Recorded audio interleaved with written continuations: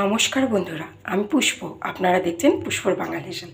আজ আমি আপনাদের বানিয়ে দেখাবো পেঁপের ধোকা। এই জন্য এখানে দেখুন একটা পেঁপে আমি গ্রেট করে রেখেছি, আর এখানে ছোলার ডাল ভিজিয়ে রেখেছি। ছোলার ডাল, নারকেল, আদা আর কাঁচা লঙ্কা একসাথে আমি পেস্ট করে নিয়ে আপনাদের দেখাচ্ছি। দেখুন ডালটা খুব ভালোভাবে পেস্ট করে নিয়েছি, শুকনো শুকনো করে। এবার এখানে একটা মিক্সিং বোল নিয়েছি, চিনি দিয়েছি, ভাজা মশলা দিয়েছি, গরম মশলা আর জিরে, আর এখানে লবণ, আর এখানে সামান্য পরিমাণে হলুদ। এবার দিয়ে দেবো এই ডাল বাটাটা, আর দেবো গ্রেট করা পেঁপেটা। ডালটা কিন্তু অবশ্যই শুকনো শুকনো করে বাটবেন, নয়তো বা জল ছেড়ে যেতে পারে পেঁপেটা চটকানোর পরে। এইবারে আমি একদম ভিন্ন কায়দায় এই পেঁপের ধোকাটা বানাবো, কোনো রকম ঝামেলা ছাড়া। এবার ধোকা মানেই কিছুটা কস্তুরি মেথি আমি এর মধ্যে দিলাম, আর দেব সামান্য পরিমাণে হিং, একদম সামান্য হিং দেব। এবার এটা সব কিছু হাতের সাহায্যে খুব ভালোভাবে একটু চেপে চেপে মেখে নেব।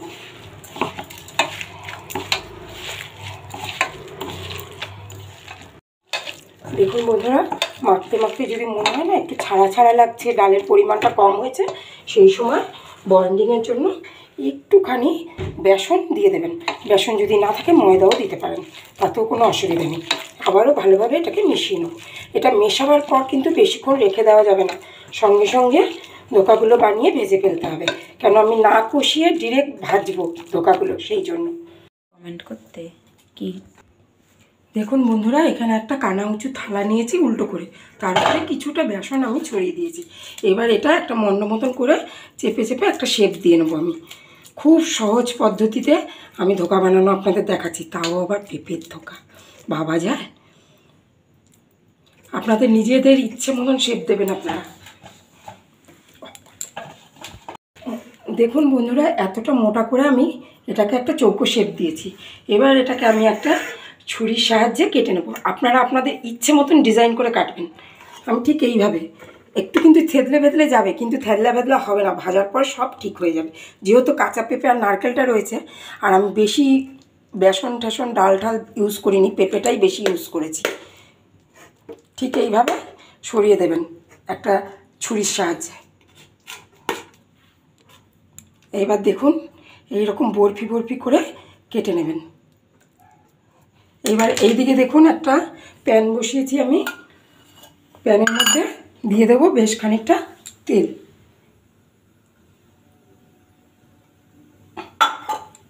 এবার যখন আমি এটাকে তুলবো এই বরফিগুলোকে, তখন নিজের হাতের সাহায্যে একটু শেপ দিয়ে দিয়ে আমি তুলবো। এটা ডিরেক্ট ভাজা হয়ে যাবে। আপনারা যদি মনে করেন আপনাদের, আমি দুটো ডিজাইন আপনাদের দেখিয়ে দিচ্ছি, আপনারা যদি মনে করেন আপনাদের বরফি বানাতে অসুবিধা হচ্ছে, তাহলে আপনারা নিজেরা কোপ্তার মতন শেপ দিয়েও বানাতে পারেন, খুব সহজে হয়ে যাবে। আমি সেটাও আপনাদের দেখিয়ে দিচ্ছি। এই দেখুন, সেই ছুরির সাহায্যেই আমি আবার এটাকে চেপে দিলাম। যেহেতু কাঁচা পেঁপে গ্রেট করা আমি বাটিনি পেঁপেটা, সেই জন্য একটু তো সমস্যা হবে, একটু ধরে ধরে করতে হবে। কিন্তু কোনো কষাকষি ঝামেলা ছাড়াই আমি এই বরফিগুলো কিন্তু বানিয়ে ফেললাম। এবারে দেখুন বন্ধুরা, আমি চৌকো চৌকো করে কটা কেটে দেখাচ্ছি। ঠিক এইভাবে চৌকো চৌকো করে কেটে ফেলবেন। দেখতে যতটা সুন্দর হবে, খেতেও তো ততটাই ভালো লাগবে। হাত দিয়ে এরকম একটা শেপ দিয়ে নেবেন। এটা বেশ ধোকার মতন হলো।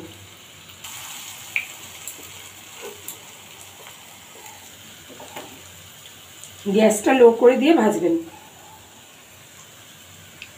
দেখুন বন্ধুরা, যেগুলো এক পিঠ লাল হয়ে গেছে ওগুলোকে আমি আস্তে করে উল্টে দেবো। হাতটা একটু ভিজিয়ে ভিজিয়ে নিয়ে দেবেন। দেখুন বন্ধুরা, পেঁপের ধোকাগুলো সব ভাজা হয়ে গেছে সুন্দরভাবে। এর থেকে বেশি ডিপ করে ভাজলে না কালো কালো লাগবে, ভালো লাগবে না।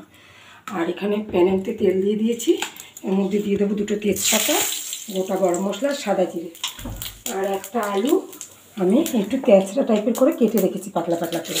এই আলুটা দিয়ে দেবো। এখন আমি একটা মশলা বানাবো। এর মধ্যে আছে টমেটো, লঙ্কার গুঁড়ো, হলুদ গুঁড়ো আর আদা।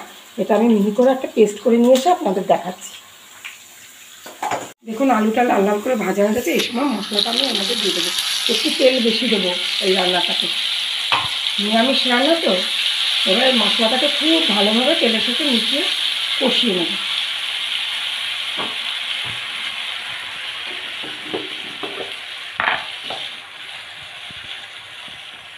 পরিমাণ মতন লবণ দিয়ে দেবো। মশলার বাটি ধুয়ে এর মধ্যে জলটা দিয়ে দেবো। কি অপূর্ব দেখতে লাগছে দেখুন বন্ধুরা, খেতেও তেমনই সুস্বাদু হবে। আবার এটাকে খুব ভালোভাবে আমি কষিয়ে নেব যতক্ষণ না তেল ছাড়ে। দেখুন বন্ধুরা কি সুন্দর মশলা থেকে তেল ছাড়ছে, অপূর্ব দেখতে লাগছে না? এই সময় একটু চিনি অ্যাড করব, এটা একটু মিষ্টি মিষ্টিও হবে, কালারটাও খুব ভালো হবে। সেই জন্য আমি কষানোর সময় চিনিটা দিলাম। ভালোভাবে এটাকে মিশিয়ে নেব।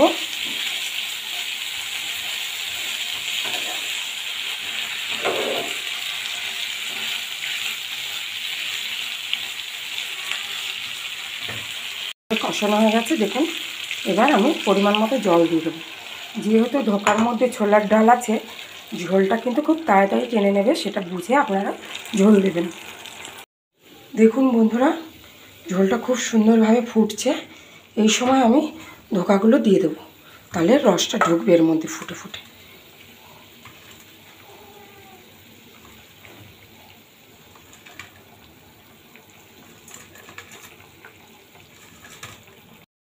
দেখুন বন্ধুরা কি অপূর্ব দেখতে হয়েছে, ঝোল ফুটে গেছে, কোপ্তাগুলোও বেশ ফুলে ফুলে দেখুন বড় বড় হয়ে গেছে। এই সময় আমি দিয়ে দেব জিরে, ধনে, গরম মশলা আর তেজপাতা শুকনো খোলায় ভেজে গুঁড়ো করা, সেটা 1 চামচ দিয়ে দেবো। খুব বেশি দেবেন না, তাহলে একটা উগ্র গন্ধ হয়ে যাবে। দিয়ে এটাকে ভালো করে মিশিয়ে দেবো। একদম মাখো মাখো হয়ে গেছে দেখুন, কি অপূর্ব দেখতে লাগছে। আর যেহেতু নিরামিষ আইটেম, সেই জন্য আমি সামান্য পরিমাণে ঘি দেব ঘ্রাণের জন্য, স্বাদও হবে। একদম রেডি হয়ে গেছে আমাদের পেঁপের কোপ্তা কারি, একদম রেডি হয়ে গেছে আমাদের পেঁপের ধোকা।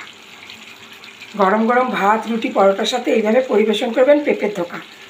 আমি পরিবেশন করে আপনাদের দেখাচ্ছি।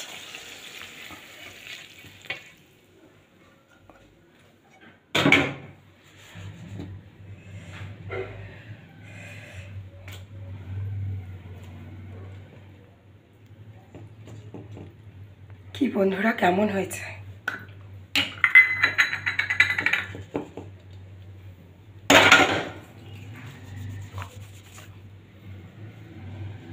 খুব সুন্দর একটা ডিশ আপনাদের সামনে পরিবেশন করলাম, সম্পূর্ণ নিরামিষ। আপনারা এইভাবে গরম গরম ভাত, রুটি, পরোটার সাথে পরিবেশন করবেন। ভালো থাকবেন, সুস্থ থাকবেন, দেখতে থাকবেন পুষ্পর বাঙালির। আর অবশ্যই এই ছোট বোনের রিকোয়েস্ট রেখে একবার বানিয়ে খেয়ে দেখবেন কেমন লাগে।